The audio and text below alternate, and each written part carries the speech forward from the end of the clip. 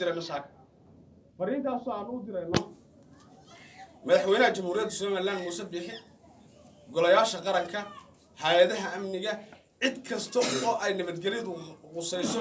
qabaa'ilada degan Soomaaliland iyo dhammaanba cid kasta islaam waxaanu halka saaka aan ka ogeysiinaynaa wasiirada jooga ceelaf weyn ee uu hogaaminayo wasiirka arrimaha gudaha Maxamed Kaahin ee aad u soo dirtay madaxweyne nabadeynta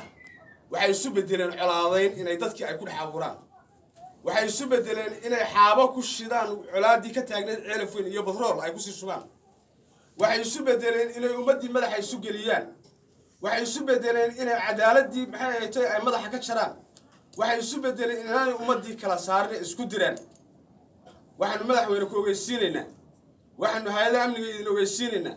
waxaanu cid kasta oo ay khusayso ogeysiinaynaa meesha inaanay nabad ka xidhantay iyo nabad ka xidhmaysa iyo nabad ka xidhantay intay nibagaas joogaan aanay jirin waxa ay sameeyeen inay gacan ku dhiiglayaashii Sacad Yoonis ay dhahaan maxay tahay waxaan ku dhex xukumaynaa hoolka weyn ee shirarka ceelaf weyn kadinkan ay ka saareen kuwa yagiina ay dhahaan waxaanu marinaynaa hay'adaha garsoorka iyo maxkamadaha iyo sidii loo dili lahaa waxay noo soo qaban waayeen maxay ahayd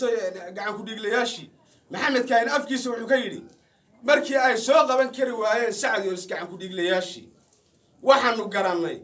in aanu maxay ahayd ma ku xukuno xagee ka dhacdaa in mag lagu xukumo xagee ka dhacdaa waxaan madaxweyne rabnaa gacan ku dhiiglayaashii laayay hablaha yagii lagu laayay